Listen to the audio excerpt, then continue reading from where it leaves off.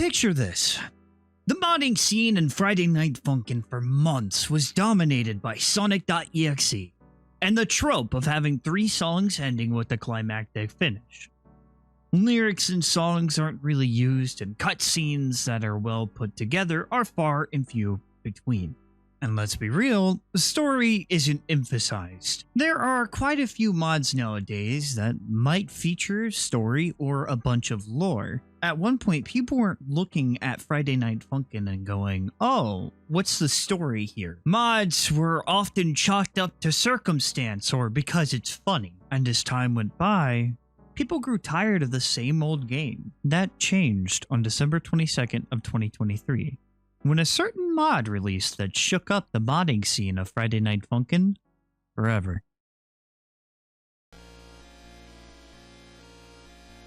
This is not an exaggeration when I say that Mario's Madness may be one of the most popular FNF mods to exist, and for good reason. This is a complete love letter to not only the Mario horror community, but to Mario fans in general. From media to games, there's small things that only some people might get, and it goes into it in minute detail. And this will be the biggest video essay I have out on my channel currently. So much so that I even got a scriptwriter to help me with this video. He'll be down in the link in the description. Thank you, Mailman. This was a very, very daunting task. And while I'm not leaving Mailman with all of the work, he did provide me with a lot of information, and I'll be going into excruciating detail. With that being said, let's get into what is Mario's Madness and the prologue. Mario's Madness first debuted on the 21st of February to, mixed reception. The mod seemed to only have 2 or 3 good songs depending on who you asked, and there was very little content to justify it being in the question of mainstream mods, despite its competing nature of that of Sonic.exe. Although there was a planned collab that never came to be because of Sonic.exe's cancellation.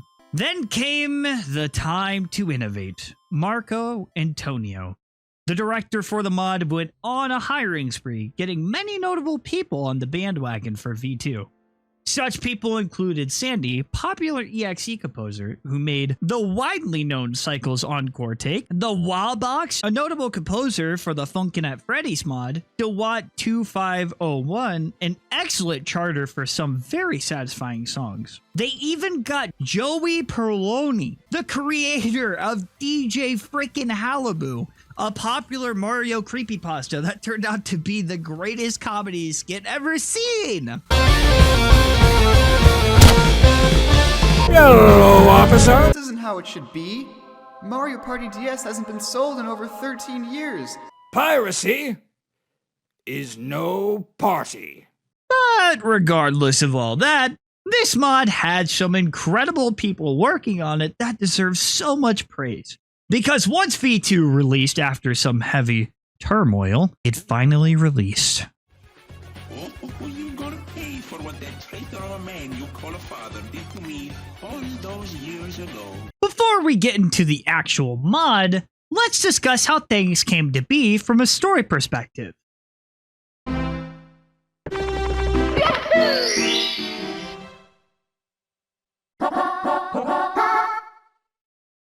A long time ago, Daddy Dearest and Mario, yes, like actual Mario, I'm not kidding, got together to enter the gaming industry. Mario did it for the passion, and Daddy Dearest did it for the money.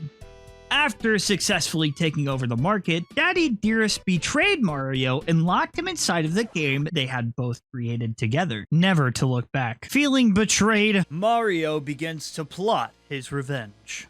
Through one reason or another, probably Cappy, but we'll get into that later, Mario, now referring to himself as M, was able to capture other Mario and Luigi EXEs alike, most likely starting out with weakened variants of the actual characters like Beta Luigi, Chris Pratt like actual Chris Pratt. This will all be explained in time, gradually moving up in power to beings like MX or GB. even the face of Nintendo himself, Mr. Sis. This leads into the events of the mod itself, where M finally enacts his plan to get revenge on Daddy Dearest by stealing away his daughter and her boyfriend. Before I talk about It's a Me, I just want to point out how good these cutscenes are! This is so good. You know, nowadays FNF mods have like a lot of cutscenes, but this is actually amazing, and the voice acting is just so good. Very convincing Mario, demonic Mario voice.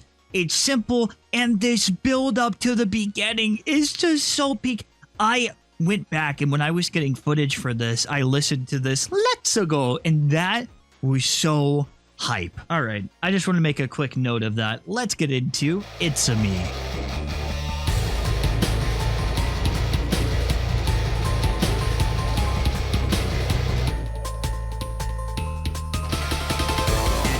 God, that opening is so hype, and you guys are going to hear me say that all throughout the mod because some of these songs have some absolute banger openings. Right, so the first song in Mario's Madness shows a crazed and villainous version of Mario, which I forgot to mention is based off of this old and still terrifying drawing labeled Horror Mario by Shadow Shauna, who was very happy about the mod's release, by the way. I think this song still holds up pretty well, offering us a good look into the themes of the mod, setting up mechanics, and kicking off the story.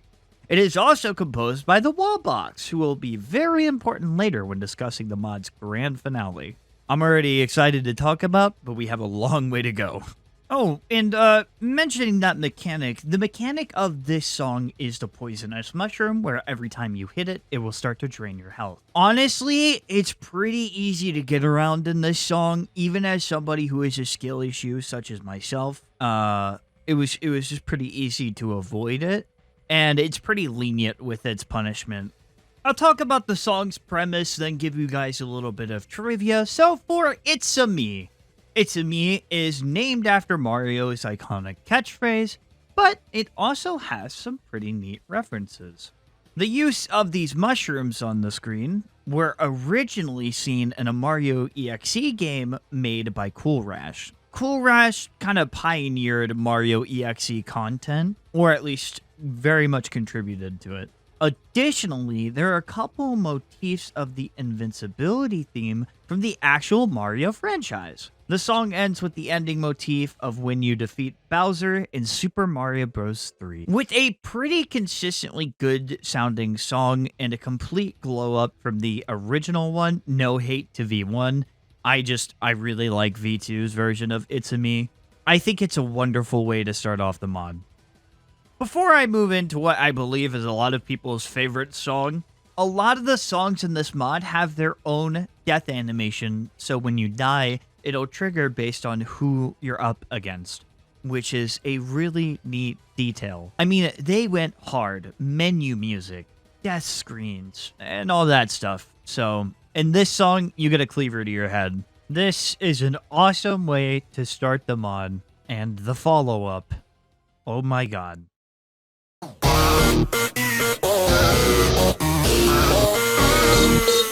Starman Slaughter, featuring Sandy as its main composer, Red TV 53 helping out with the instrumental, and the Wawbox plus Fried Frick joining in on the vocal touch-ups. This is Starman Slaughter, which is a play on Mario's nickname, now taking place above where It's a Me was.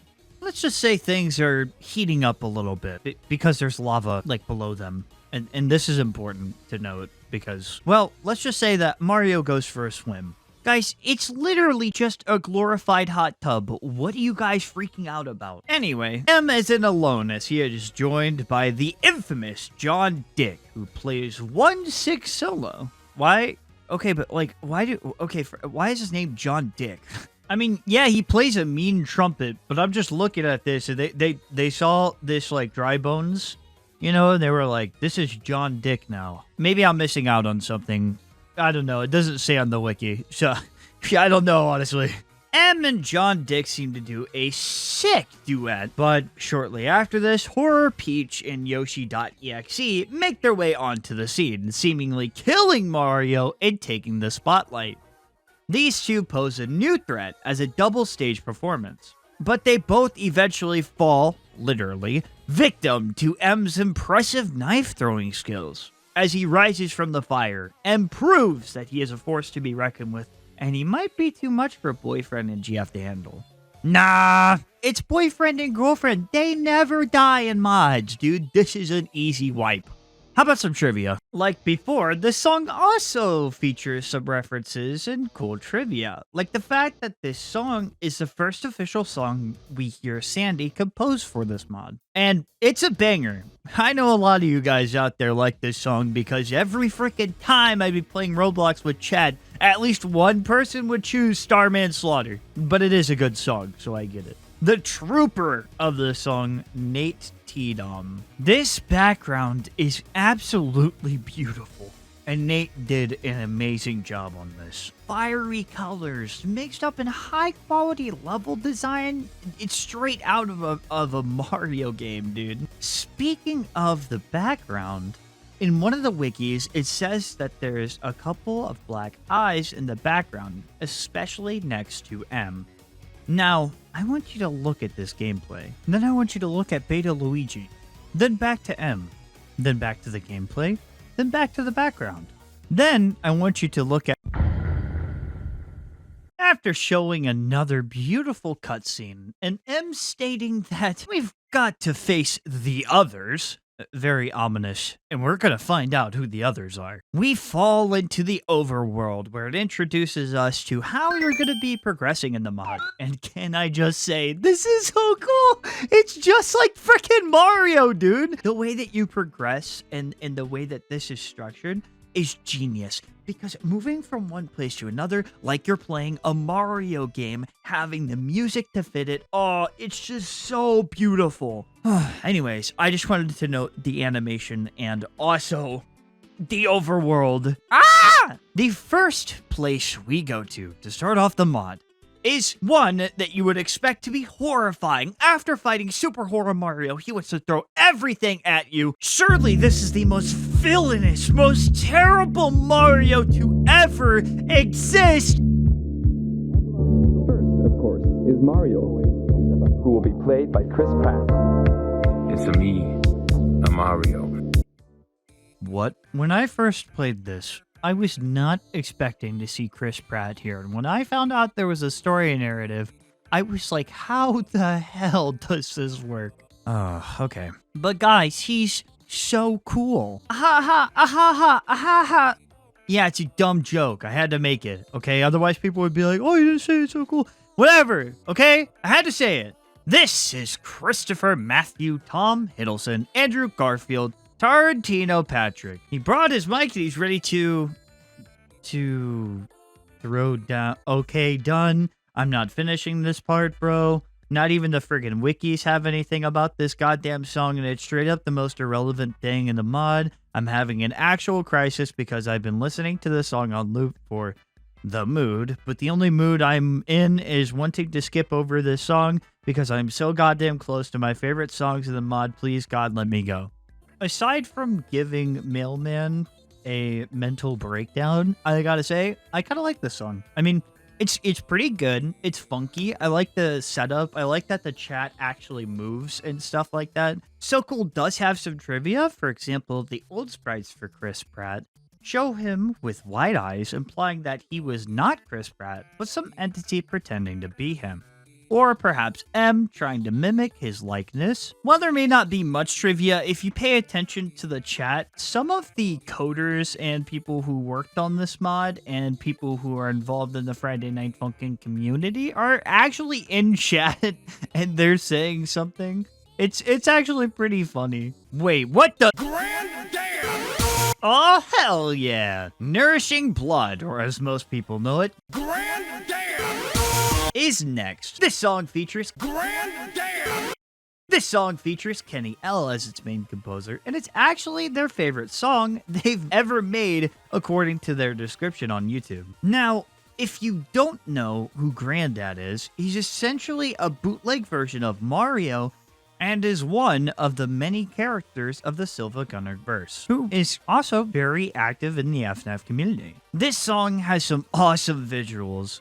In the background, there are plenty of characters: Kermit the Frog, Joshy, the Ghostbuster Ghost, and Bonsai Buddy. After a couple more back and forths, the song switches to an amazingly done pixel art section. Art done by GP, Gajo Pixel Art, and Notikin. The song ends with the final send-offs as we say goodbye to this lovely character. It truly is a work of art, and I like that they made boyfriend and girlfriend kind of match up with the general aesthetic. And I remember seeing this for the first time, but I was like, Granddad! Because I have to say it like every time.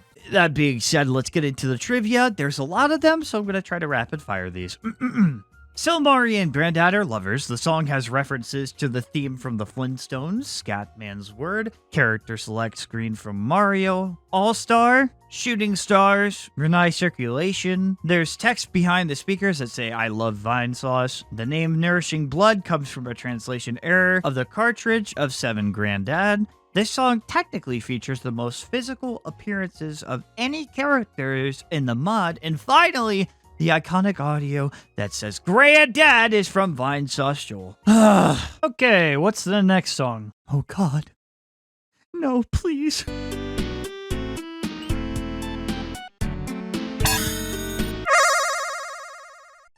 Mario Sing in Game Rhythm 9.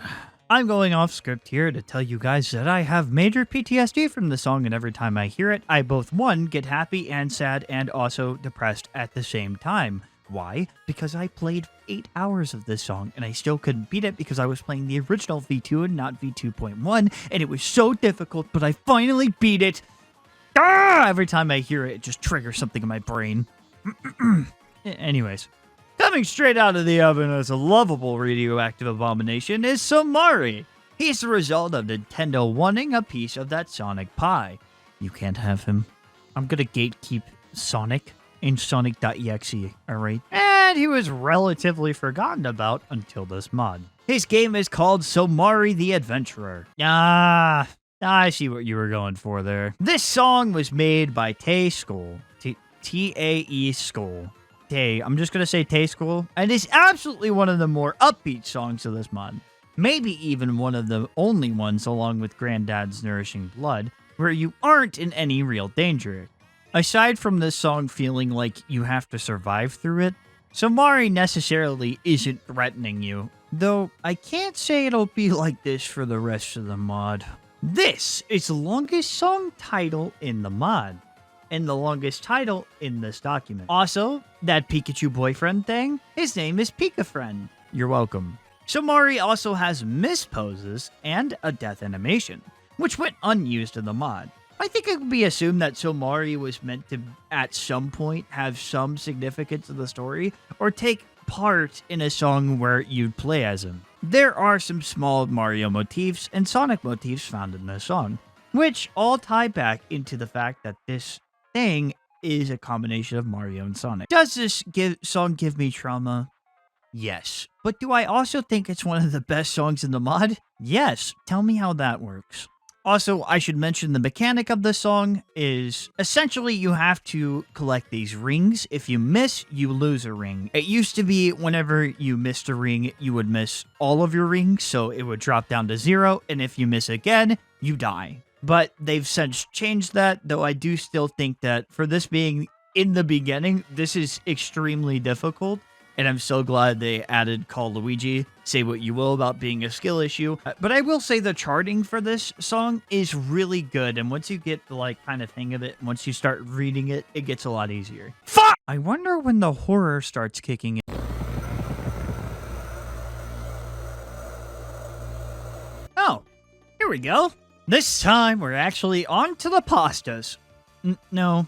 Not that kind of stuff. I mean creepypastas. Or at least one half of the creepypastas. A lonely brother, the stab of the back caused by fiery rage, a ghastly apparition who wears the face of greed, an abomination of code, and a king. The Woodlands will not be kind, as they are out for blood. Let's get into the first song, and perhaps the saddest, second only to the finale. Alone. What happens to a universe that loses its Mario? What happens if Luigi isn't there to save his dear brother because of his own cowardice? He loses it all. He sits at the edge of the manor he failed to enter. He's alone. In Luigi's Mansion, you play as Luigi investigating a strange haunted mansion to save your brother because he was trapped in a painting by the evil King Boo. The song starts with Luigi humming the main motif of Luigi's Mansion until being confronted by ghost boyfriend and girlfriend, who have appeared to have achieved this form by... Oh my god. Wow, that is dark. The two engage each other in song form, Luigi singing his heart out as this is his first chance to truly vent about the loss of his brother. The song portrays this well. Red TV does an awesome job at portraying the raw emotion of someone who hasn't had the chance to let out all of that sadness and sorrow and mourning. The melodies presented are continuous and harsh, almost like Luigi is explaining the story of how this tragedy came to be and how he regrets not taking action against King Boo to save his brother. Speaking of his brother, near the end of the song, Beta Mario enters the scene and actually starts singing. This is the first song in the mod to have lyrics. Luigi joins in, mourning his brother.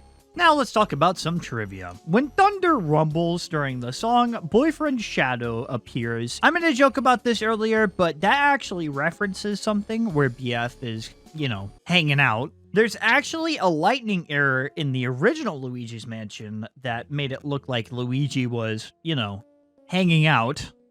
But it was later disproven, obviously, because, I wouldn't expect Nintendo to put that in a Nintendo game, but... When the song first starts, it immediately goes to the left as if to say that Luigi already lost. As stated before, the song features motifs from Luigi's Mansion and also has its own lyrical section, being the first one in the mod. Additionally, Luigi's apparently the only one capable of seeing his brother, as he is an apparition to haunt him. He's also one of the only characters that has a greater story purpose, being a foil to I Hate You, Luigi. With the final send-off, Ghost, BF, and GF take their leave, and Beta Luigi is once again alone.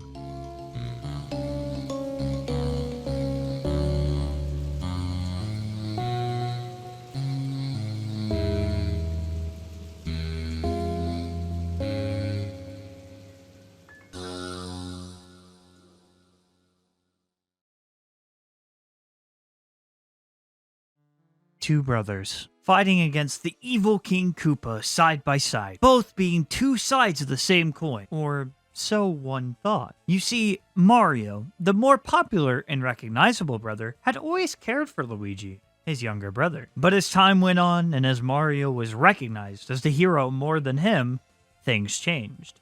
And a switch in Luigi's mind occurred. Mario didn't care.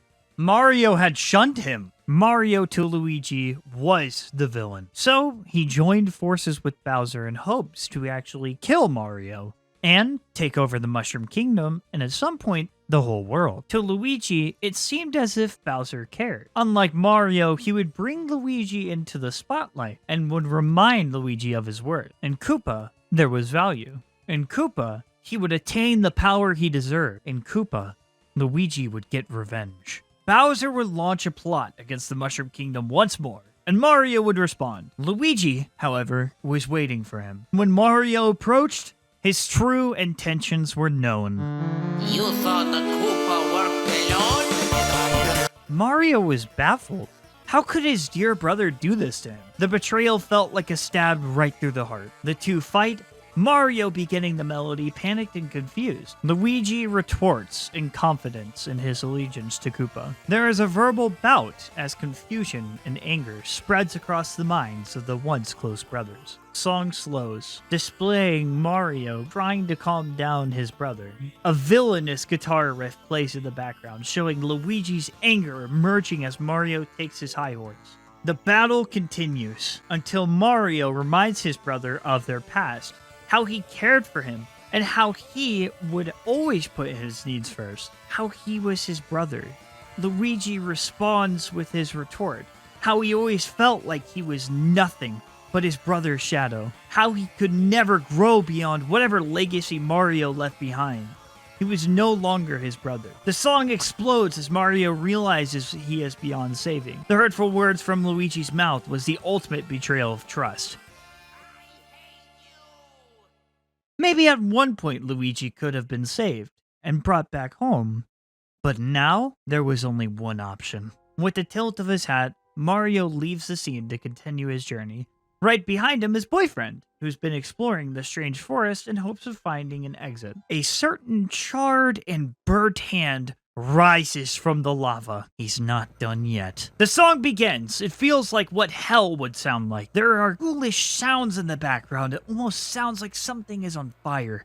Fitting, as the song explodes as Luigi unleashes his rage. It would seem that his suspicions were proven true. His brother really did hate him, and now he would make everyone else feel what he felt. The lava begins stirring, introducing us to the mechanic of the song. It will block some of your screen at some points to reduce the time you have to react. Boos, even apparitions of Mario start to appear. Finally, a callback to Oh God No plays.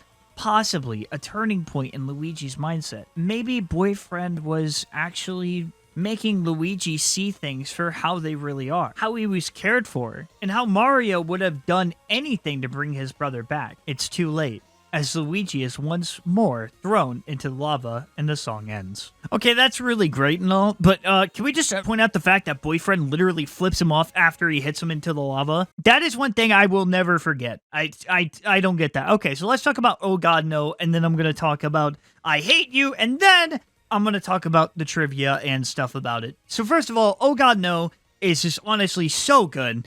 When I first saw this, I was so excited because I love the I Hate You creepypasta, and I have for years.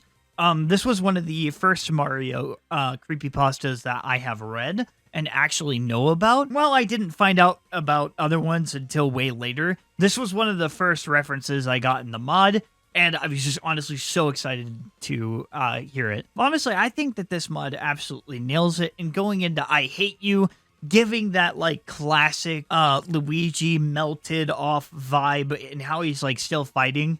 Yeah, no, this was really cool. Trivia time! Both of these songs are composed by Kenny L, and they're chock full of subtle references and storytelling elements. For example, at the start of Oh God No, Mario takes the lead, and his arrow keys take center stage. When Luigi, or Darth Linguini, starts singing, his arrows appear from behind Mario's, reflecting the idea that he lives in his brother's shadow. Also, the game over screen reflects the actual creepypasta. Instead, Bowser stands tall as Luigi admires his work over Mario's dead corpse. Speaking of the actual creepypasta, Marco Antonio supposedly started the mod in the first place because of it. The song also features references to the overworld theme from Super Mario World, and the song is one of the only songs to actually have in-game lyrics. The others being Alone and All-Stars, and if you're getting technical, Unbeatable. Because, you know, it says you can... We'll get into that. Oh god, I have a few things to say about Unbeatable. Trust you me. And without further ado, let's get into the other one that I kind of knew. Thalassophobia. Okay, so originally there was some conflict that went on during like development between people. I asked the developer and they said it was still like a main storyline thing, so skipping over it like didn't really seem right, and also it is pretty good, like, for what it is. I really like this, like, premise. So, this song features Luigi, but this isn't some demon or anything. This is actually just Luigi. It comes from the creepypasta / internet story, L is Real, and it tells the story of why Luigi never appears in Mario 64 despite the rumors of his existence. It's because he's been trapped under the fountain that many think is his memorial. The statue in question was just a Zelda asset, but people thought it said L is Real 2401. Despite all of the speculation, Luigi was never found, and the rumors slowly stopped. I actually remember this, by the way. I actually looked for it myself, and I was like, well, it says Luigi's in the game, so I gotta look, and you know, I didn't find Luigi, unfortunately. There was a, like, mega leak for Nintendo, And a lot of files were found, including the assets for Luigi and Mario 64. And do you know when this leak happened? 24 years and 1 month after Mario 64's release. Yeah, definitely pretty freaky. Back to the song, we have Luigi taking a page out of Sync Sonic's book. If you don't know who that is, well, let's just say Sync Sonic and Luigi share something in common. You have to hit certain coin notes that increase your time before drowning. Or fainting?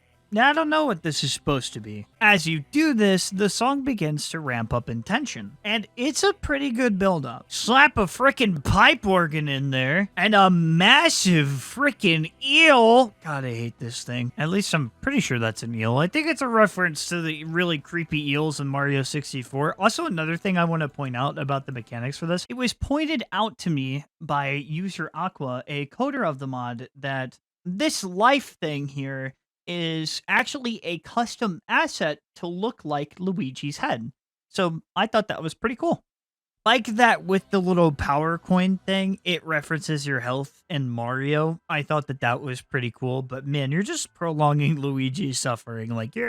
Yeah, you are trying to help him, but it's not going great. All right, boyfriend, this is really just sad to watch. So yeah, that's Hellish Real. I didn't really like Hellish Real as a concept at first. I didn't hear about the creepypasta. I thought like, oh, he's Hellish Real. Oh, he's somewhere. And then I found out about the creepypasta. I was like, oh, dude, that's so cool that there's a creepypasta. That's awesome. Now, it's unknown if they're going to keep this song or not in the mod, but I just thought it was worth talking about because in V2, it's like, it's a part of the main weeks. While boyfriend and girlfriend patrol the lands of Emp and go through the castle at which they fought off the crazed Darth Linguini, that name is still silly to me, a certain apparition appears at the end of the hall. A massive Wario head. It appears to players when they yearn to see it in-game. It gives chase, and Boyfriend starts running for his life. A surprising amount of how many times Boyfriend has to run for his life. Fried Frick did the composing, and Nate T. Dom did the art for the visualizer. The Wario apparition here is actually a creation of Nintendo themselves.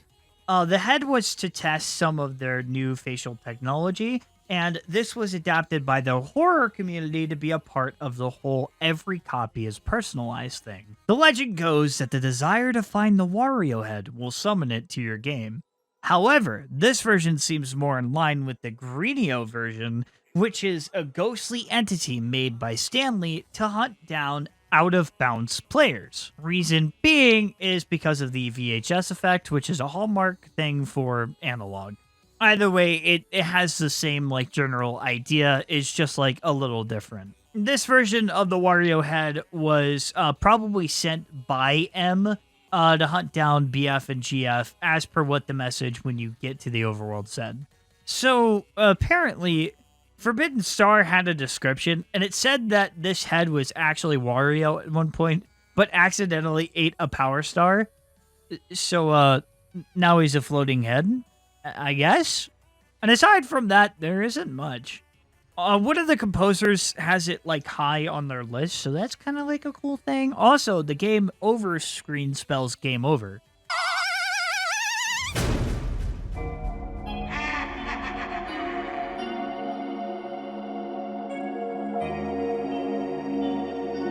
With Wario's teeth. Yeah, for a second you thought I made a mistake, but no. It's, wow. Cool.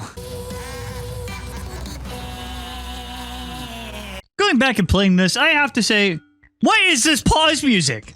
I still don't get it to this day. Yo, wait, on second thought, this is kind of fire.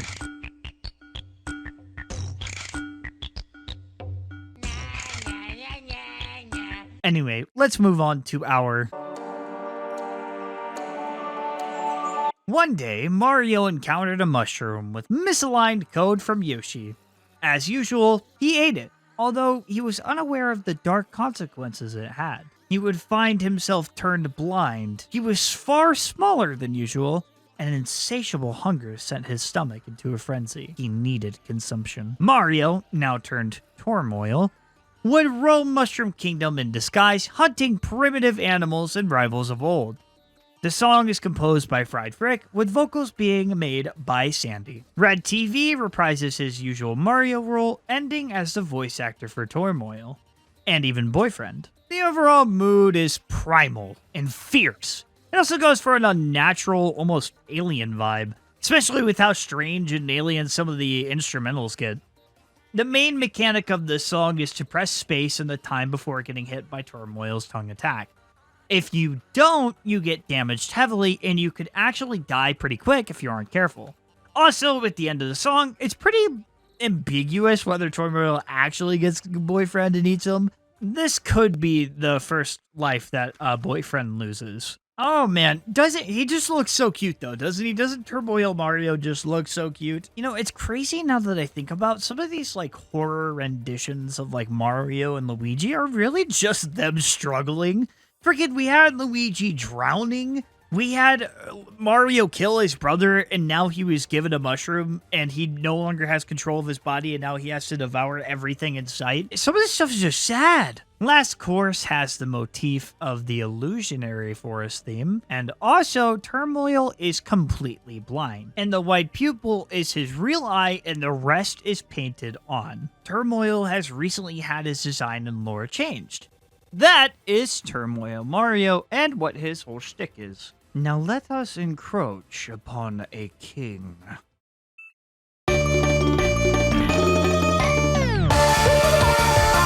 Ah, yes. I had no idea what this was referring to and why Peach was a king, but upon looking into it, the source material is really interesting, but I'll bring that up shortly.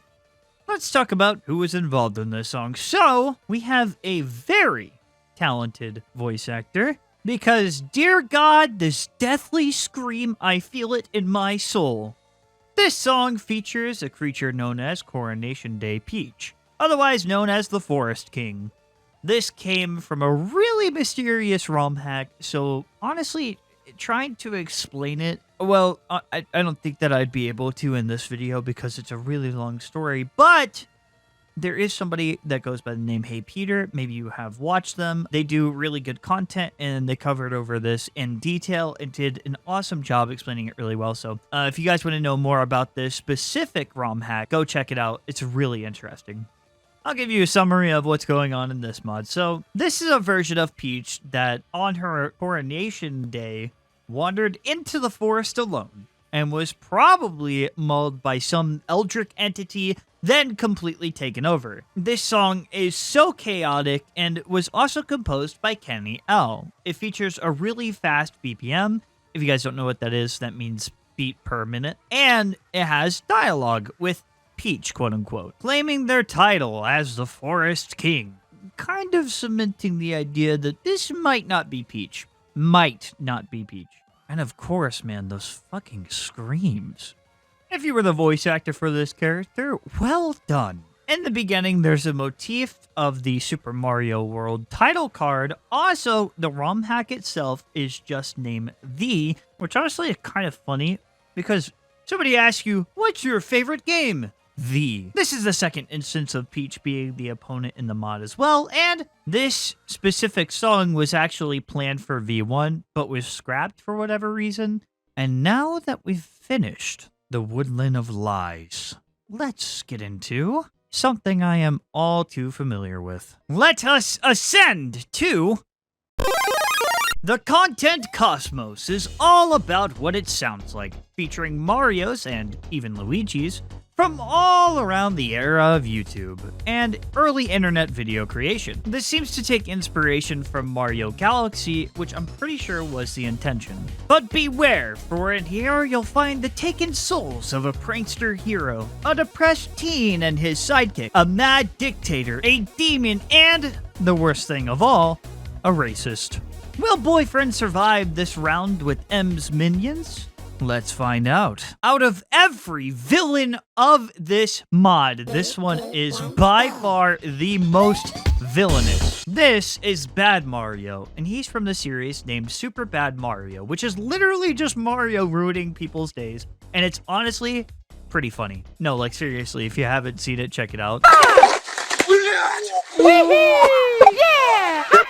it just works like really well the way that it's edited, especially for when it came out. Like it's really good.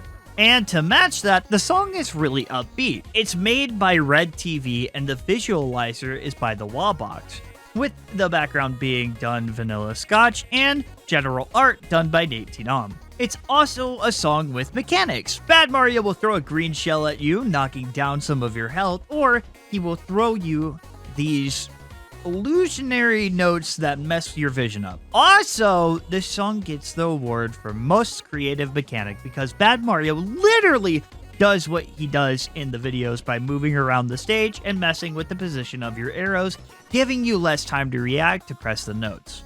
When I first played this song, it actually messed with me, and I died a few times. While I didn't spend as much time as I did for other songs, unbeatable, it still provided a challenge, but it's really good. It's upbeat, it has Mario going all over the place, and honestly just makes me so hype. I'm jumping all over the place listening to this. Right, so let's get into the trivia. Originally, the poison notes would change your keybinds and force you to find the notes, which sounds terrible. That's literally my worst. As a skill issue, this sounds like my worst nightmare. But luckily, the people at Mario's Madness decided this would be too annoying, and honestly, I agree. Thank you, Mario Madness dev team, for having a conscience. And, come on, guys, the melody.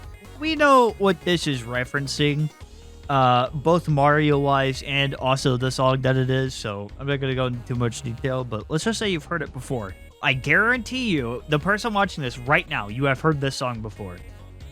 Aside from that, the animation where he messes up your arrows changes depending on if you're playing down scroll or up scroll.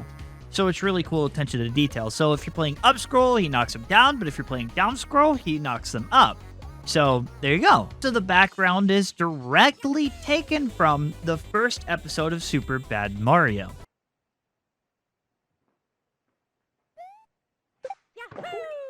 Okay, I lied. I'll tell you where the motifs are from. Party rock, good feeling, so good. Really, really well done. While it was difficult for me to do, I'm so glad they didn't go with their initial plan. This song just goes so hard and is definitely like a mix-up from what we were experiencing before. And to kind of hear this is something like kind of happy about it, you know? All right, let's have a... This song was leaked, unfortunately, but it showed the quality of how good the mod was going to be, and though I'm sure it caused Marco Antonio, the director of the mod, a great deal of stress, this song is absolutely amazing, and I'm just honestly glad that they chose to release this mod at all, because if something gets leaked, they don't have to release it. But regardless of that, let's talk about the history. The original video by Hot Diggity Demon is called Luigi's Day Out, and it's one of the more popular animations from earlier internet. I would know because I actually watched this animation. So I was so happy to see, like, I literally popped off when I first saw this. Mario in this world is like this really old man-child in his 30s trying to live out his younger years. I mean, Luigi himself is 35 in the animation, apparently. Which is funny because he looks like this. The actual composition is by the Wallbox, and its iconic sprites are done by Nate Tinom. While the background was done by Nathan the Doodler, Demon even liked the teaser of the song, so he must have actually seen it. Respect to him for not being like other people, hating the creations that got them their fame. Here's a cool fun fact. When Luigi first starts singing, Mario looks annoyed or angry. Later, he seems to just accept it, probably because he knew that this was going to happen regardless. Or maybe it's because he's impressed by Luigi's efforts. According to my sources, the Wallbox actually used to hate this song, but since V2 has grown to like it. Obviously, I don't know that I can speak for them, as I haven't really talked to many of the devs from inside of Mario's Madness. Regardless, this is a really cool inclusion. While there isn't too much trivia on it, it's like, it looks great. It mimics the style that it's going for to a T. It is honestly just beautiful and nice to see this represented. Now let's move on to something that I'm sure a lot of people would be familiar with. Mario, the Kickstarter sucked. The team's done. The game wasn't much popular than people thought, boyfriend. You think I don't know about the merchandise? You tried to fuck me. And just listen to those beautiful boyfriend chromatics. So, this is Mario from Secret Histories, a ruthless dictator behind the scenes while keeping a mask of a pleasant hero. This series is all about painting an alternate version of beloved characters. One you may also be familiar with is the Secret History of Tales, which is made by the same people and is a part of the same series. Kenny L did the composition for the song, and this song has a mechanic. You have to press the bullet bill notes to avoid having half your health destroyed. A lot of people worked on the art, with Nate Didone, Marco, Valen putting their heart and soul into mimicking the Secret Histories style. Same with Vanscotch too, who did a really great rendition of the same scene from the actual video, but instead of Sonic, it's Boyfriend. According to Dictator Mario, Boyfriend was trying to sell FNF merchandise behind his back, and, well, you don't do that. I love how you can hear Boyfriend's panicked voice. I think the voice actor did a great job for this, and also how nonchalant Dictator Mario sounds, like he's not doing anything. Like it's just another day for him. You know, he gets mad for a second, and then boom, bye-bye, Boyfriend. Now, this could be either Boyfriend's first life lost, but this is definitely Girlfriend's first life. Dictator Mario and Luigi are actually in cahoots, seeing as how he appears as his bodyguard / secret general of some kind in the actual video when Mario is dealing with Sonic. The visualizer also has a title, Dictador, which is the Spanish term for dictator. Additionally, this song was also supposed to be featured in V1, but was cut for some reason. But I'm glad that they remade it because this version has a lot more for the narrative that is playing out. It's an absolute banger, looks amazing, and Lemonade did the charting, and the charting for this song is actually very, very satisfying. So, well done! Great art style, great song. Let's move on to the next one.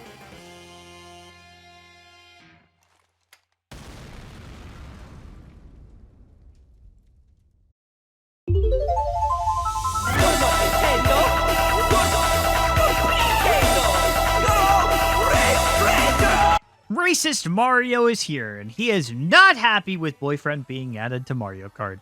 In fact, this isn't the first time this has happened to Mario, as Sonic and Knuckles also happened. There have been countless characters in this world that Mario has killed because of their non-Nintendo properties. So if they're not Nintendo, they aren't a friend of Mario. Regardless, the original animation was released in 2014 by Flash Kids, and it's honestly pretty good stuff. The voice actor for Mario is pretty funny, and they really give it their all when saying the iconic line. Kenny L is back again to do the composition, and the sprites were done by Marco and El Faro. Marco also did the background, which honestly, the way that everything moves and looks is so accurate to the original. I remember seeing this specific animation when I was far too young to probably be watching it. Man, those were the days. Like, I mean, even doing animation at that time, you could tell that people just did it for the passion. It was just silly. This song's mechanic includes something that you get in Mario, like power-ups and stuff like that, like red shells and mushrooms and bombs and boo. So it goes like this. The red shells are the first one up, and decrease your health every few seconds. The second being Boo, which makes some notes invisible to you. After that, it's Bomb, which is a dangerous note that must not be pressed at all unless you want most of your health gone. Then I guess, go for it. And finally, a regular mushroom. I think this just indicates the speeding up of the song. The original vocals for V1 were sampled from Mario Sunshine, while the V2 chromatic is from the actual animation. I like the attention to detail here and how accurate everything is, and you'll hear me say that a lot because these guys go absolutely hard in mimicking art styles and such like that. A cool detail is that at the end of the original racist Mario thing, Kratos comes in and actually takes out Mario. And he does the same here, and I think that's a really cool reference. Like it's 1-to-1, and it's so cool. Haha, Donkachi, it's not so cool. It's race traders. Shut up. Shut up! I know at least one person down there is gonna make that joke. Anyway, let's move on to the last song in Content Cosmos, One with.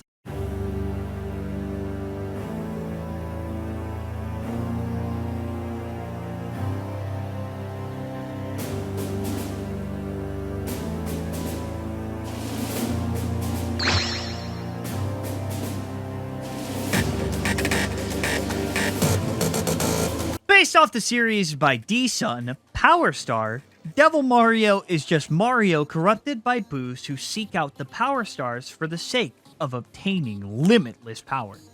After this possession, Devil Mario goes on a killing spree, taking out all those who oppose him or may oppose him, even using a sword to kill some beloved Mario characters, and an extension of that, his own brother. But in one last attempt to fight, Mario takes his body back and offs himself to end the series. This song takes place after that, seemingly at a point in time where Devil Mario had fully delved into his rage and anger. No Hope is composed by Fried Brick, with sprites being done by Meister J.I., Elfaro, Marco, and Nay. The background is by Elfaro and Alistair LTR. The main mechanic in this song is much like Turmoil, in the sense that you have to hit the space bar at the right time. Otherwise, you'll be slashed by Mario's sword.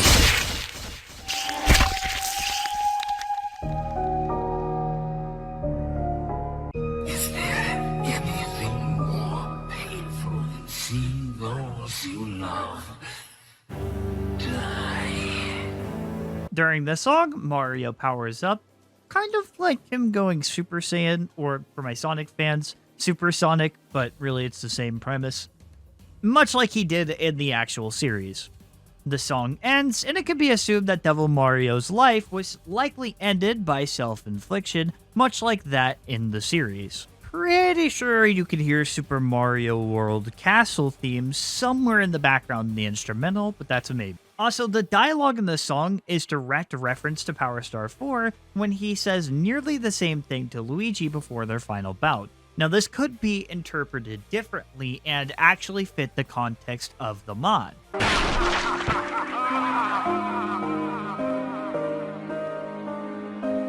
there anything more painful than seeing those you love die? In the original, he said this to taunt Mario, but he could be talking about girlfriend in this specific instance. But it could also just be like a fun little reference, but it could be used in context depending on how you want to interpret this. Also, this is actually pretty cool trivia. I went to go look this up myself, and the freaking voice actor of Devil Mario and creator went on to voicing Sonic in Sonic Prime. That's so cool. No! God dang it! Not you!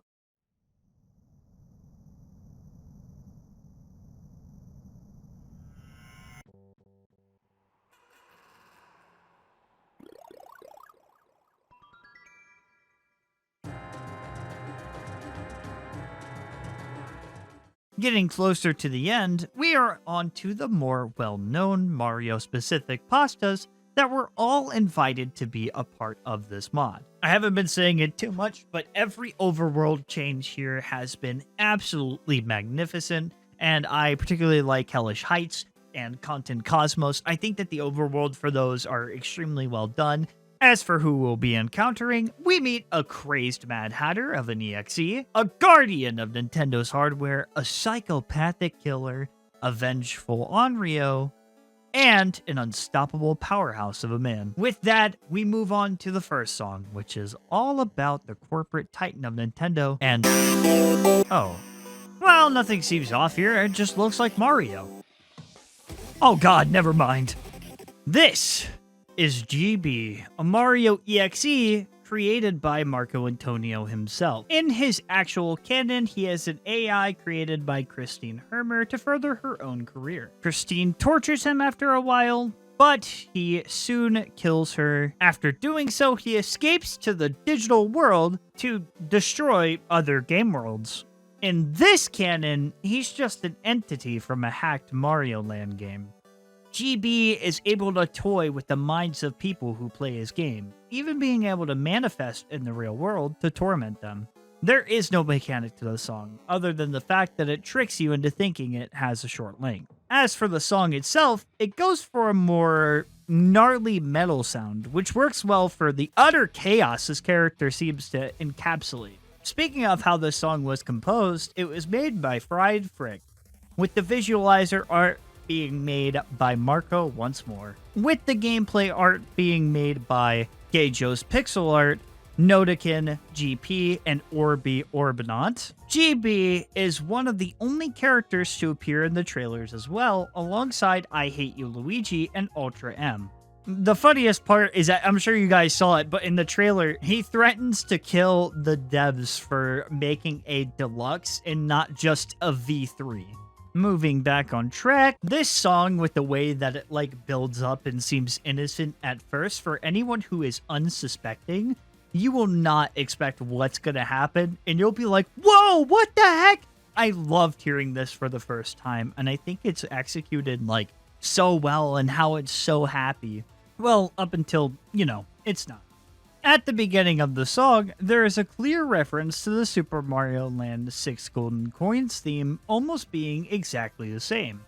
Another cool fact is that the song All Stars was supposed to be GB's, but it was later decided that M would get the honor. And speaking of M, GB and M used to be the same guy, but this was changed probably to give the mod more personality and differentiation. There's also a significance behind GB's eye. It's either he has one eye, two eyes, or no eyes. You know what I mean? GB used to be more powerful than M, but that's clearly changed due to M having Cappy, being able to easily control the other EXEs. We will get into that. Just you wait, viewer. For now...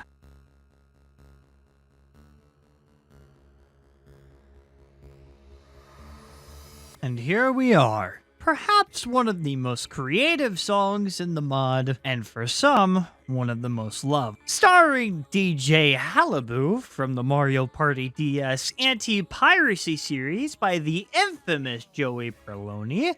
This series is about defaming no-good criminals who try to pirate the hard work of the great Nintendo. The host of these altered games, DJ Halibou, an alternate version of MC Ballyhoo from Mario Party 8, steals the souls of those who pirate the great games of Nintendo. Free, outdated, still selling, it does not matter. You are a Criminal! And You know what they say, kid? Piracy is no party. in this mod, he is a star among the horror brews here, and his song is absolutely amazing. You'll have to learn to Grab your stylus, Dosito. and write down exactly what you are, which mimics one of the many party games in Mario Party where you do almost the exact same thing. No Party goes for an intimidating feel near the beginning, and then pops off into a boss battle type melody where you hoe down with the host. DeWatt did an amazing job making the whole drawing concept work for the song. And Kenny L smashes our expectations once more with a banger song. Kenny L, I've said your name so many times in this, I've been going over this and it's like, Kenny L, dude, you are a talented musician. Keep it up. Anyways, the art here is also really good, and the sprites for Halibou are really well made. Obviously, sprites were done by Marco himself, with GP working on the background and HUD. Senshi Z working on this really good chart as well. Boyfriend even gets his own solo section, which feels more like an annoyed plea. This also mimics what happens in the actual series finale, where Joey pleads with Halibou one final time, saying that he should let him go due to Mario Party not even giving Nintendo any money. But of course, Piracy is no party. now a bit of my own experiences with No Party. First of all, I had to do a separate stream to to beat No Party because I couldn't do it in my original video, and it did take me quite a long time because I couldn't figure out how exactly you're supposed to write, which, by the way, I know I mentioned it vaguely, but the mechanic in this song is to write out whatever DJ Halibou gives you. And I couldn't figure out what the strategy here is. I'm going to give you guys a quick tutorial. You don't have to get it perfect. All right, they were a little more lenient, especially with the newer update. You still have to get it good, but you might get away with a little bit of scribbles, and as long as you move quickly, it should be okay. Also, one thing you should focus on is hitting the notes. as it will only take like 75% of your health. That's as much as it can take. So focus on hitting the notes if you absolutely cannot get it, but fill out as much as you can. Though, luckily for me, this song is an absolute banger with its beautiful art style, and did I mention that it changes the ratio of which the game will display itself. And the next song we'll be talking about does something similar, but in a crazier way. And this is the coolest thing because it gives you the Mario Party opening. It's just so fucking cool. Okay, how about some trivia? Juno Songs voices Halliboo after Perloni saw his work on Host Hoedown with lyrics and really liked the voice he gave DJ. The hat actually has a name, and his name is Tigbop, if you were wondering. Tigbop, that's a very funky name. I like that name. Marco has also said this was probably the most fun the team had working on a song, which is a well-deserved praise for this composition because it's so unique. And that's it for No Party. Now, for a song that I'm sure a lot of people have been waiting for. Paranoia. This is the third song in Hellish Heights, and is the most read song through the whole mod. Like, seriously, I mean, it makes sense given the context. This song is all about Mr. Virtual, who's like the mix between Chucky from Child's Play and GB Ultram.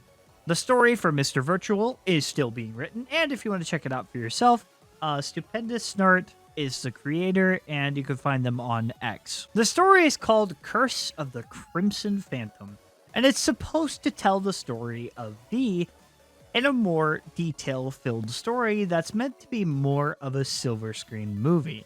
Mr. Virtual, or V, as his creator calls him, is a Mario horror brew that focuses on the whole driving your victim to the brink of insanity thing. He directly attacks the head of anyone playing his game or coming into contact with him. He will push you to your limit, and that is his exact goal. In Paranoia, you play through a smaller window of gameplay, and seeing as how Mr. Virtual works, this makes perfect sense. There's a section of the song where he's slowly trying to figure Boyfriend out, trying to understand his weakness. Or maybe he's already in Boyfriend's head. Regardless of that, the cadence pushes forward, and the camera starts moving around. After a while, things get more intense, and eventually we reach Act 2 of this performance, as V drops us a dark truth about the events of what happened before this encounter. Girlfriend had already been killed by V.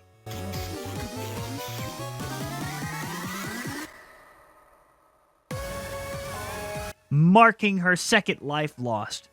This is often regarded as the best section of the song, being the second most emotional segment of the mod. Regardless of the loss, the show goes on as Boyfriend faces off against his own girlfriend. V finally comes back out. After that doesn't work against Boyfriend, Act 3 begins. Boyfriend's mind has already been pushed to the edge. Now it's time for the player. Mr. Virtual seemingly turns his attention away from Boyfriend and begins messing with you directly. Feeling the tension and playing against Mr. Virtual makes you feel like you don't want to miss any notes. This is no longer between Boyfriend and Mr. Virtual. This is between you and Mr. Virtual. Sandy does an amazing job with the composition of the song, and the coding by DeWatt and ATPX8 made it absolutely incredible. Even the background, which you don't even get to entirely see, which is a shame because this really is some Jigsaw level stuff. The art was also done by Marco and Nate Tidam. Big props to you guys for mimicking the Virtual Boy style and colors really well. Now this is where I give my unscripted thoughts. Oh my god! This is actually insane. The fact that this moves over... First of all, it goes over your desktop, you know, whatever. I've had this happen to me a lot, but this was one of the first instances, and it feels intense with the way that the music is and the way that it goes over your desktop and you're duking it out in front of it. This is no longer the way that it like covers up your whole screen. It makes everything go away. And if it's not on your primary monitor, it's gonna center itself to its primary monitor. And yeah, did I have a little bit of trouble recording this? It's fine. I thought originally it had crashed everything because that's how convincing it was. It covers everything up. There is no more just recording or playing a game. It's you versus Mr. Virtual, and you are watching this showdown. It's so cool. All right, how about some facts? Mr. Virtual is a skin for MX in the Roblox Dead by Daylight-like game, Pillar Chase 2, which I've actually played, and I do play with chat sometimes. So if you guys want to stop by my stream sometimes, shameless plug, I stream on Twitch and YouTube right here, and you can come play with me. I host private lobbies. Anyway, he's even got custom lines by his official voice actor, featuring his updated and most current voice. Sandy, the composer of this mod, as well as the composer for Wednesday's Infidelity, snuck in a little motif from drugs. Pretty neat. For the rest of V's trivia, I feel like it's better if you go and check out Snart's page and his wiki. You'll find out a lot more stuff. Though there is one more thing I want to say. His oldest design has been nicknamed Albert, and all the content that used that design is no longer canon. And Mr. V is officially in a group with MX and Executable M, the Allfather named the Men in Red. I thought that bit was interesting. Saw that on the wiki page. So I lied. It wasn't one more thing. Moving on to something that I feel might be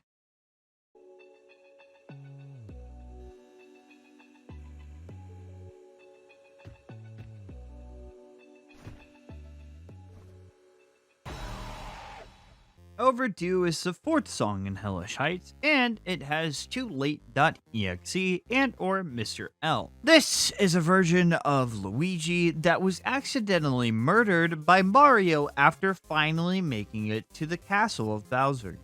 He was pushed into the lava, and while it was a mistake, he never forgave Mario for his death. His anger led him down a dark road, eventually turning his spirit into the vengeful Onryo, which is a spirit that exists to settle a score, or to torment. In this mod, he faces off against Pico, who accidentally came into this world when searching for boyfriend and girlfriend. Pico stands his ground against the spirit, popping actual shots for the first time in the entire mod, which is the mechanic of this song. You have to hit these bullet notes, and if you miss them more than 3 times, you die. And considering that death animation, you do not want that to happen.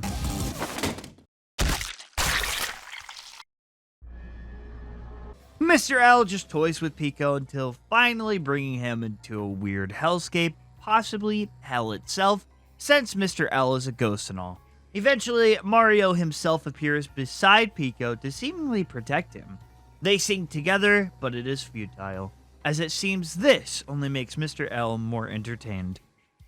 And yeah, it definitely looks that way, as Pico kind of starts booking it as a bunch of tall Mr. L's start laughing at him as they're all lined up doing this.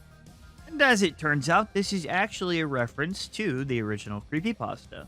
But thankfully, Pico makes it, but his fate is unknown. Bride Frick is the composer of the song, with Marco Antonio and Nate T-Dom working on the sprites. The backgrounds were done by Van Scotch, Nate T-Dom, El Faro, Marco Antonio, and Ellis Bros Chart, with the coding being worked on by Nate T-Dom and DeWatt. I had no idea who this EXE was when I first saw them. To see Pico involved in the mod, I think was pretty cool. Like, I think that was a good choice, you know, get some variety in there. You know, we got boyfriend and girlfriend, and both of them sing at some point. So it's cool to see Pico also involved, to have this whole section and the running. Honestly, I think it's pretty cool. So, Mr. L, aside from his revenge plot, is apparently pretty dumb, especially with other EXEs being pretty naive, most likely falling for traps. Another interesting fact is that Mario is named the Forgiven, which brings up the question if Too Late actually forgives his brother after finally getting his revenge. It's stated on the wiki that apparently Mr. L seems to be aware of the fact that he is in a video game.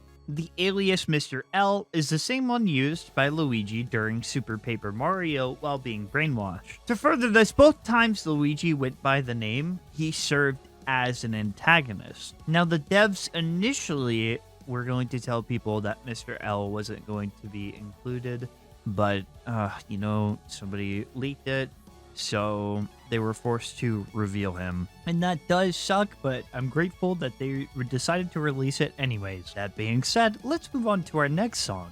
One I'm sure people are both excited for and terrified of. My friends, get ready because it's time to power down.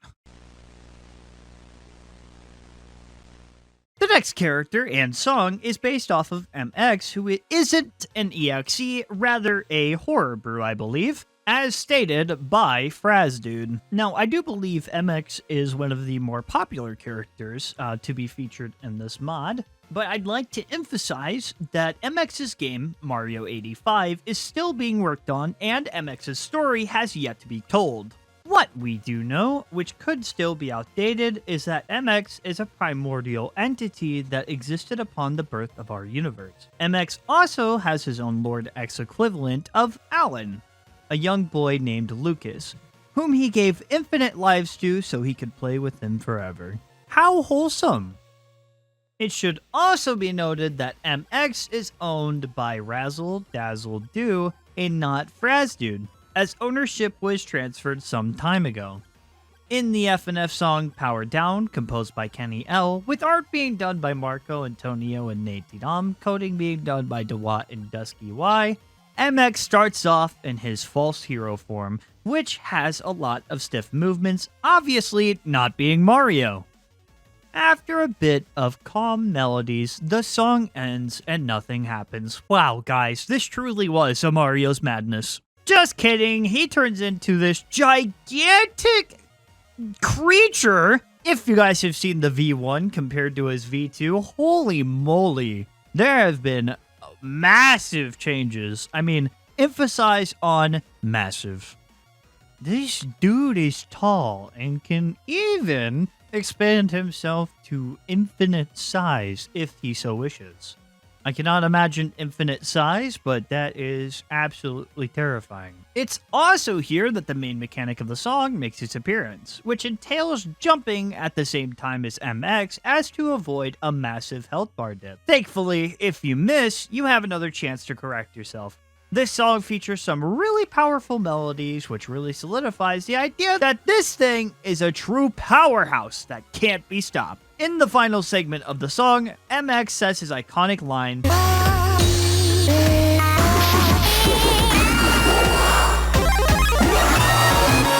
and tears girlfriend apart. Oh my god! Boyfriend is obviously very distressed as the song picks up in pace. The intensity ramps up to the extreme as the song ends with the scream of a desperate Lucas. Now is the time to run.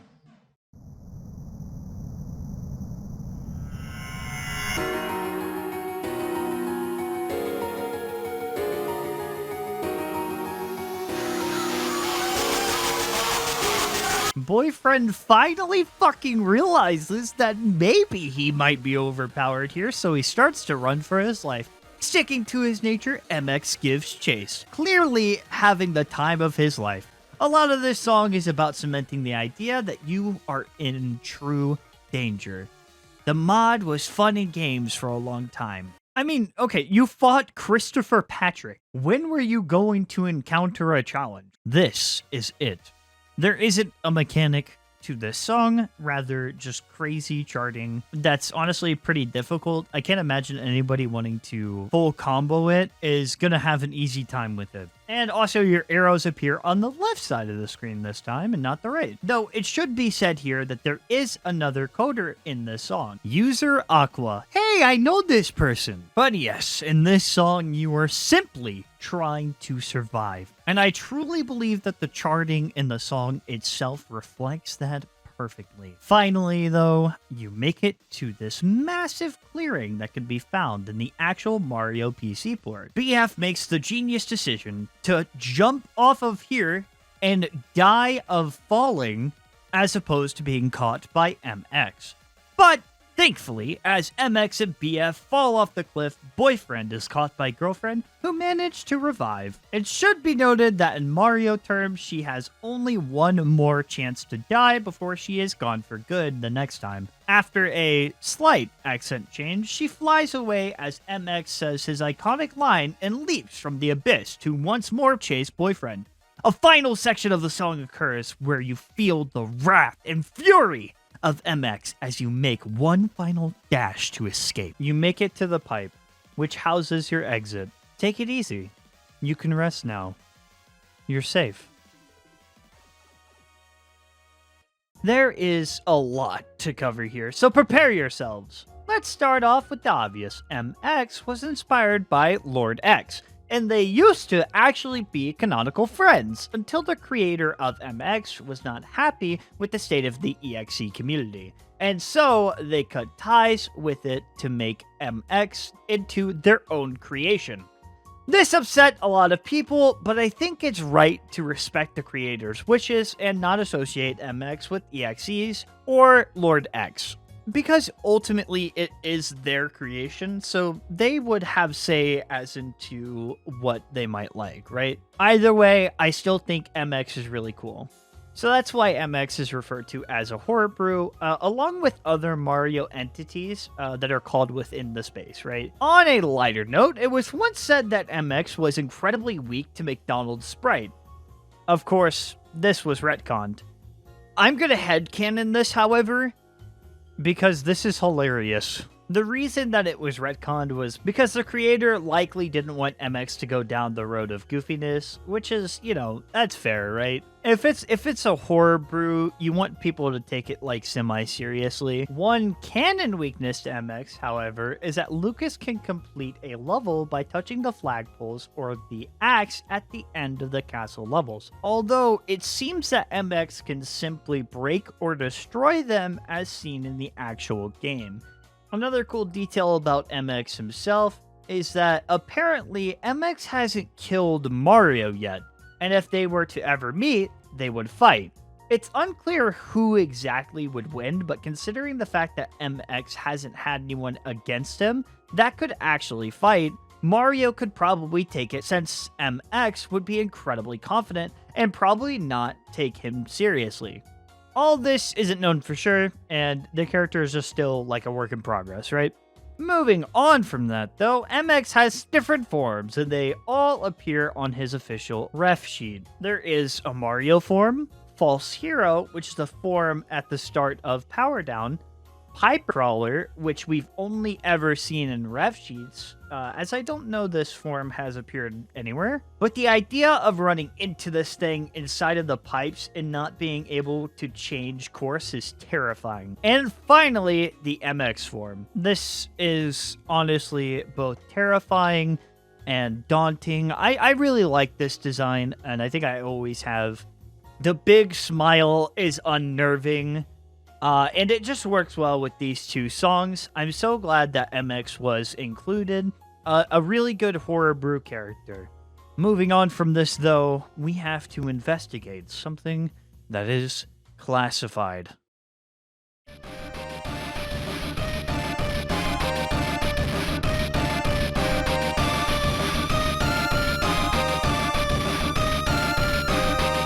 Given the absolute amount of information, my scriptwriter and also myself decided that for Classified Castle, we would only be talking about the trivia surrounding their appearance in Mario's Madness. If you would like a full in-depth analysis of SM64 Classified, I recommend watching Sunflower's hour-long video covering the whole thing. It's a really good structured documentary that goes over the history of the series, events that take place inside, and the deeper meanings behind everything.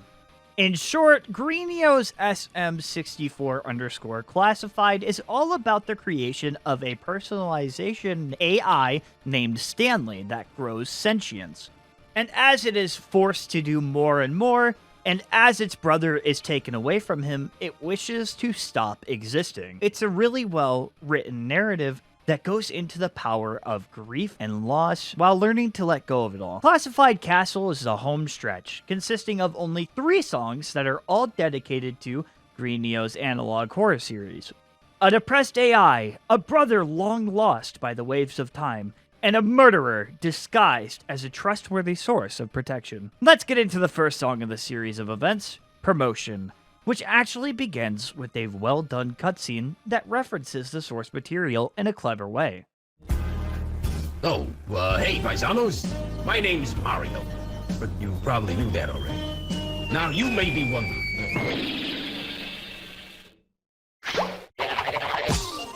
Sorry, who are these guys again? Right. Anyways, so you and your friend here have arrived at a very crucial moment. Say, how would you still like to be a part of the new Nintendo Mania's first episode, huh?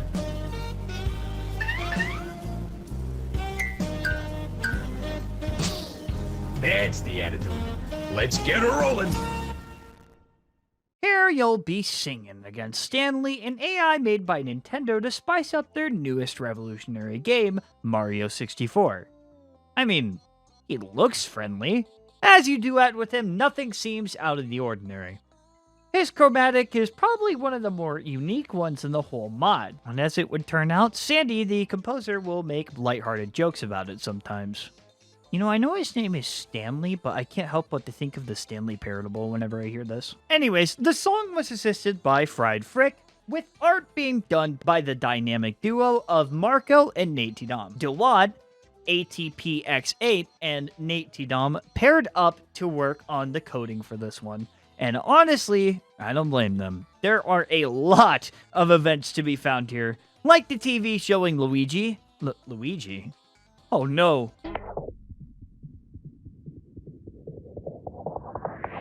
That, I guess. The notes start moving up and down, sliding left and right.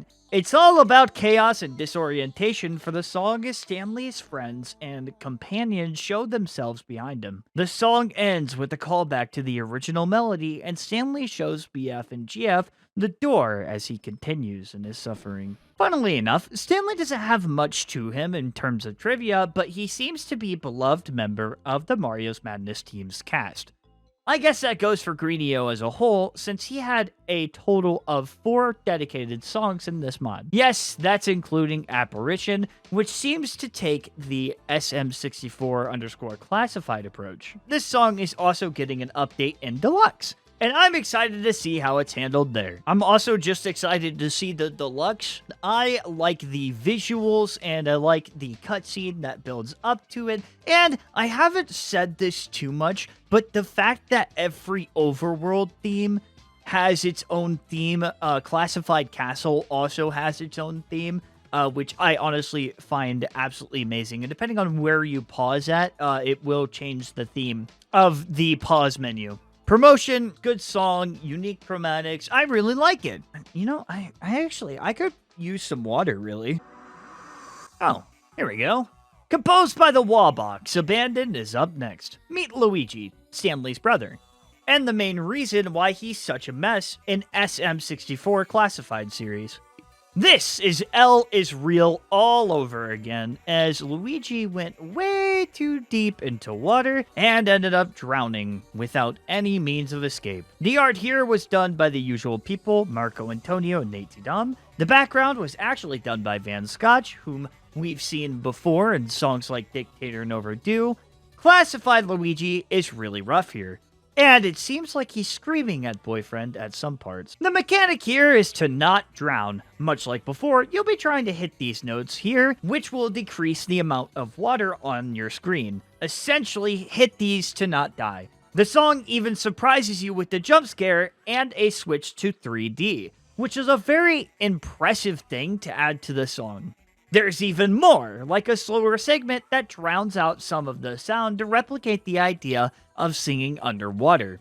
Fast-paced parts that drive home the idea of rage and anger within Luigi.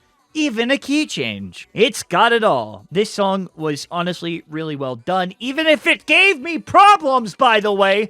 I had to do a whole stream. There were 3 songs, alright? Mario Game Rhythm 9, Abandoned, and No Party. And we'll get into Unbeatable. Trust me, we'll get into Unbeatable. But Abandoned, I had a lot of trouble with, but I did end up beating. So the difficulty's kind of there. If you're not like a veteran FNF player or you're just new to rhythm games, this will give you a hard time. Not too much trivia here, aside from what is included within the confines of Classified 64, and the fact that it may be a reinterpretation of El is Real. Though he does appear briefly in promotion and reminds Stanley of his death, which sends him obviously over the edge. In the actual series, he is mostly alive, and he is forgotten after his death, only really being a remnant when Stanley takes center stage.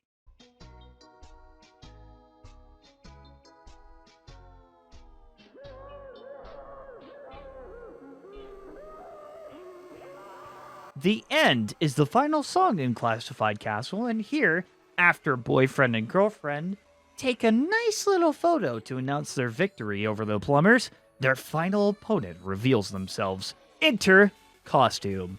This is another character from Greenio's Classified series, and he's perhaps the most obscure, only appearing in a single bit of the series. Not much is even known about him, who he is, what he does, or anything like that. He's just like a mascot of some kind. Here, though, he's a William Afton type character, a murderer using the guise of a trustworthy character to get closer to his prey. Or, at least, that's what he seems to be. There aren't any mainline mechanics here, just witness the cool beats made by Kenny L. and the unique style of black and white art that Marco is known for.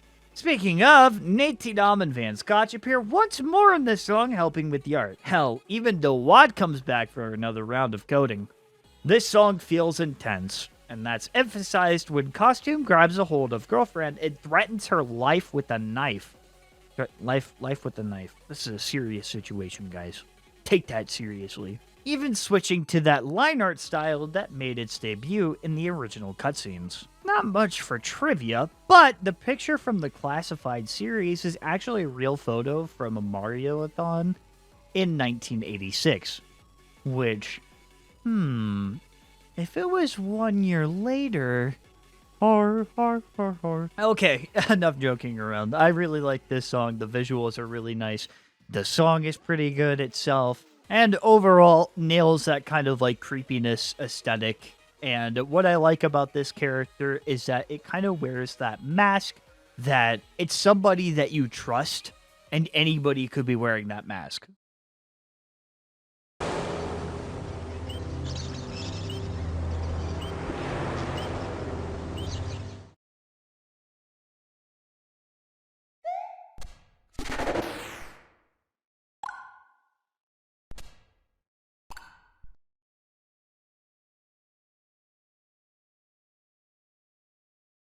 Well done.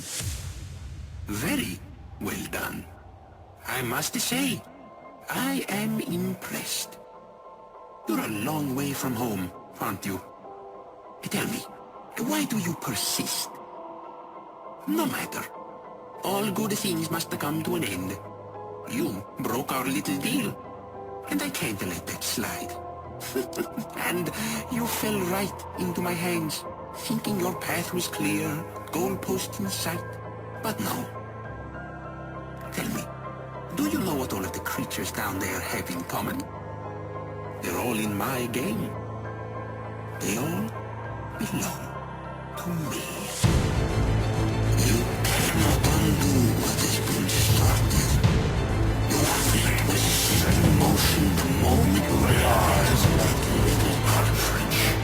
The both of you are my playthings now, and we're going to have so much fun. Come and face me, little rat. Your time has come.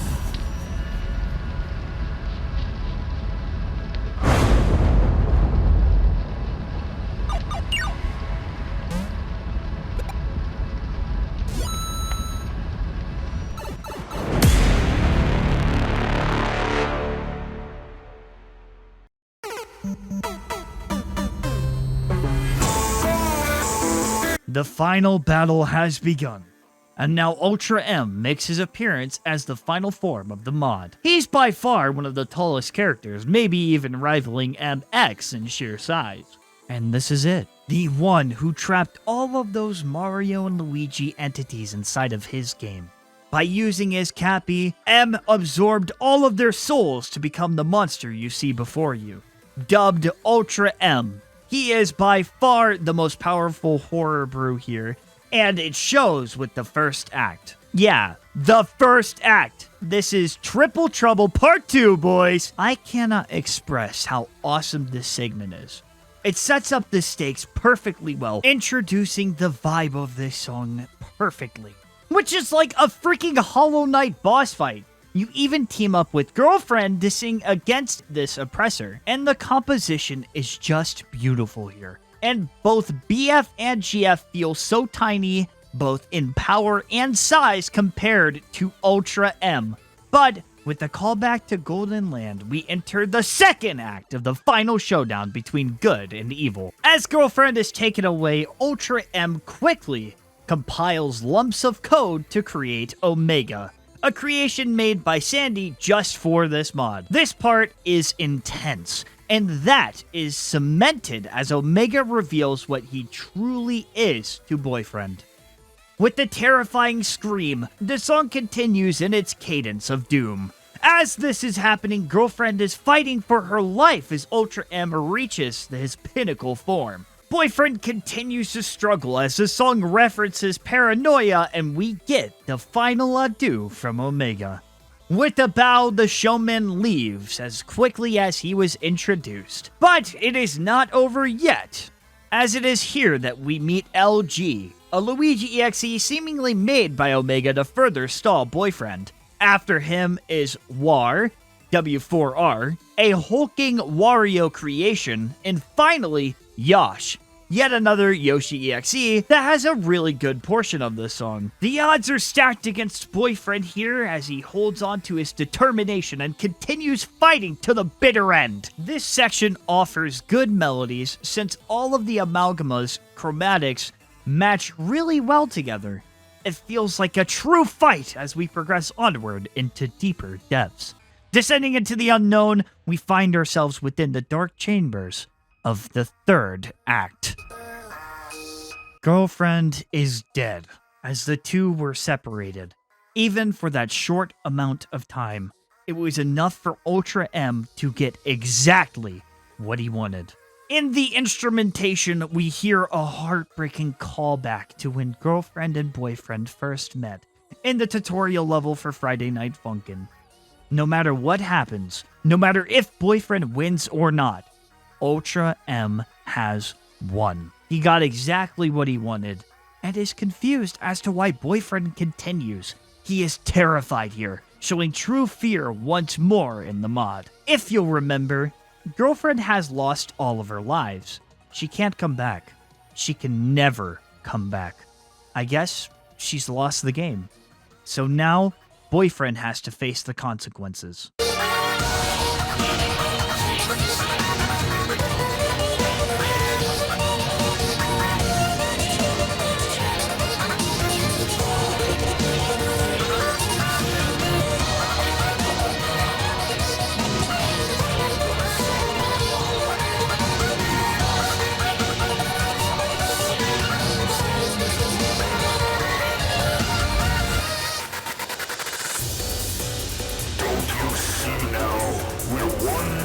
Stronger and you are alone. You can't win, so why do you still fight? With a final callback to the Mario's Madness theme song, we ascend to a higher level of existence. The final fight between good and evil. The foolish hero that fights with rhyme and rhythm versus the god. The art style changes to entirely lineless, and we see the true singing ability of Boyfriend. He has lost everything up until this point. His life, his girlfriend, everyone he's known and loved. So now is the time to not hold back. But something strange happens. Ultra M mimics the voices of Boyfriend's past foes, fully cementing the fact that he is in full control. The first one to be mimicked is the Showman Omega, proving that he is perhaps still alive and active. Next is I Hate You Luigi, the brother who went on a long journey of forgiveness. Costume, the blank slate murderer that once threatened GF's life. Mr. Virtual, the human-turned virtual god that threatens the mental health of all he comes into contact with. Coronation Day Peach, the unfortunate would-be princess that lucked out of her life. Classified Luigi, the long-lost brother of an enhancing AI. Even GB, the being once said to be more powerful than Ultra M, now reduced to a puppeteered voice. MX, the powerhouse horror brew that took GF's last life. But the fight isn't over. BF has one last duet with his girlfriend. She comes back to support him even in death. Dead or not, they are truly inseparable. Boyfriend has lived a long life battling people high above him, but that never mattered to him. At least, that's what he realizes now. All that mattered was his time with girlfriend. And despite clearly being outmatched, despite the loss, at least he'll be with his true love for all eternity.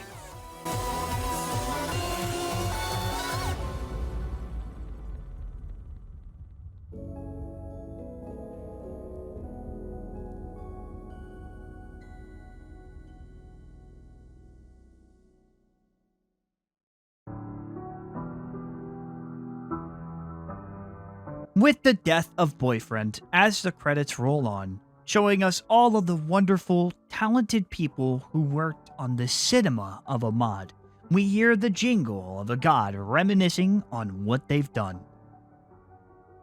The symbolic nature of watching all of these wonderful names and walls of text pass by. It's hours of work. It's a year and a half of blood, sweat, and tears. Mario's Madness dev team, if you see yourself on the screen, give yourselves a pat on the back.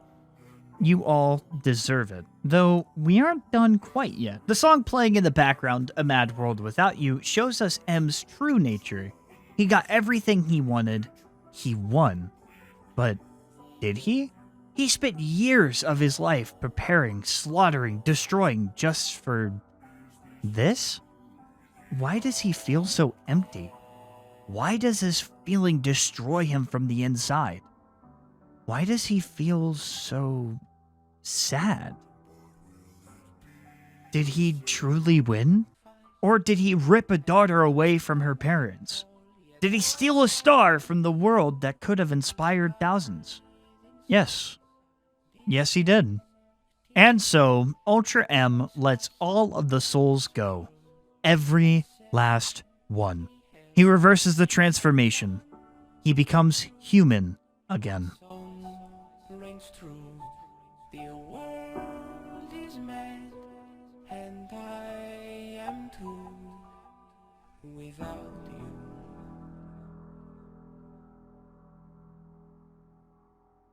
Welcome back, Mario. Don't you get it? We are Mario's Madness. Oh, this video took as long as the mod did to come out. Huge shout out to Mailman. I honestly think that this video would have came out in 2025. All of the praise for this mod is absolutely deserved. You guys have to remember that the Mario Madness dev team is doing this for the community and because they love it themselves. Let's take a step back and realize just how influential this mod is. It inspired a lot of people to make their own mods and take on the formula, like Wario's Wadness, or Mario's Madness HD, or Luke Goji and his lyrical videos. All of these people have done something to the game in one way or another, and I wish them the best of luck. But of course, the real superstar here, Marco Antonio. Thank you for sticking to it, even despite all your mental turmoil and other such problems. You assembled a massive team to make something truly special for all of us to enjoy. You spent years of your time trying to make this thing the best mod possible, and we're all proud of you. You are the all-star, and also everyone else in the dev team, but I just wanted to give a special shout out to Marco Antonio. Thank you for giving me your time. This took Mailman and myself ages to complete, and I really hope that it was entertaining in some capacity because, I mean, the amount of work that went into this video, not like to pat myself on the shoulder or anything. It's a really long mod, and getting all the footage and recording and all that stuff compiled into one video. Motherfunkers, if you enjoyed, subscribe for more video essays. Ah, fuck.